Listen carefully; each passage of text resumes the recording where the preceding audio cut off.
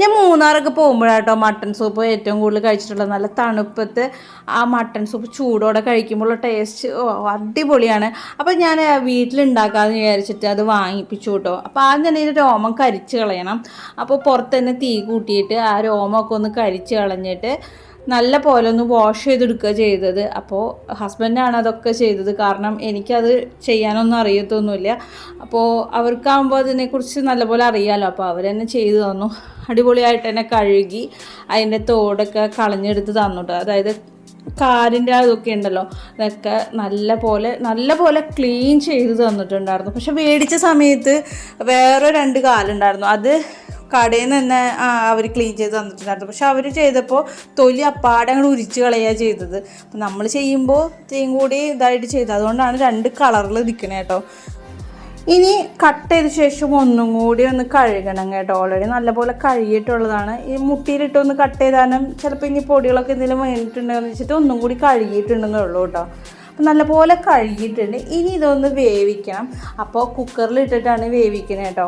അപ്പോൾ ഇതിലേക്ക് കുറച്ച് കൂട്ടുകളും കൂടി നമുക്ക് ചേർക്കാനുണ്ട്. അപ്പോൾ ആദ്യം ചെയ്യുന്നത് വെച്ച് കഴിഞ്ഞാൽ മഞ്ഞൾപ്പൊടിയാണ്, അത് അത്യാവശ്യം വേണം കേട്ടോ. പിന്നെ ഒരു 25-30 ഉള്ളി ചതച്ചത് വേണം. പിന്നെ വെളുത്തുള്ളി ഒരു 10 ചതച്ചത് വേണം. പിന്നെ ഇഞ്ചി അത്യാവശ്യം വലുപ്പത്തിലുള്ളത് ചതച്ചത് വേണം കേട്ടോ. പിന്നെ ഒരു 3 ഏലക്കായ ഇടുന്നുണ്ട്.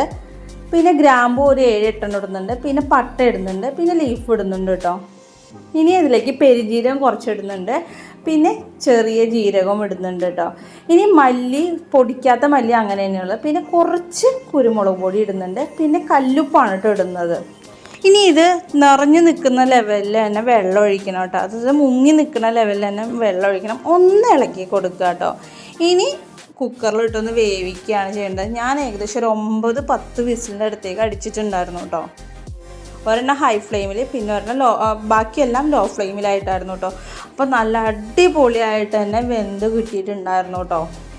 ഇനി ഇതൊന്ന് തുറന്ന് വെച്ചിട്ടൊരു 10 മിനിറ്റ് നമുക്ക് ഒന്ന് തിളപ്പിക്കണം കേട്ടോ. അപ്പോൾ അതിലേക്ക് ഏകദേശം 1 സ്പൂൺ കുരുമുളക് പൊടി ഇട്ടിട്ടുണ്ട്. അപ്പോൾ നല്ല പോലെ വെട്ടി തന്നെ തിളപ്പിക്കുന്നുണ്ട്. ഒന്ന് ഇളക്കി കൊടുക്കുക.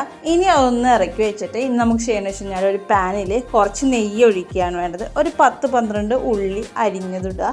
പിന്നെ കുറച്ച് വേപ്പിലയും കൂടി ഇട്ട് നല്ല പോലെ ഒന്ന് വഴറ്റിയെടുക്കുക കേട്ടോ.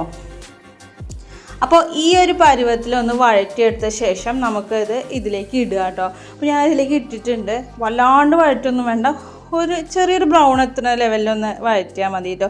ഇനി അതിലിട്ടിട്ട് നല്ലപോലെ ഒന്ന് മിക്സ് ചെയ്ത് പിന്നെ മല്ലിയിലയാണ് ഇടുന്നത്. അപ്പോൾ മല്ലിയില ഞാൻ ഇടുന്നുണ്ട് കേട്ടോ. അപ്പോൾ സൂപ്പ് റെഡി ആയിട്ടുണ്ട്. നല്ല അടിപൊളിയായിട്ട് തന്നെ കിട്ടിയിട്ടുണ്ട്. ഞാൻ മൂന്നാറൊക്കെ പോയിട്ട് ഞാൻ കുടിച്ചിട്ടുള്ള അതേപോലത്തെ ഒരു മട്ടൺ സൂപ്പ് തന്നെ എനിക്ക് കിട്ടി കേട്ടോ. അപ്പോൾ അത് നല്ല ടേസ്റ്റിൽ തന്നെ എനിക്ക് കിട്ടി.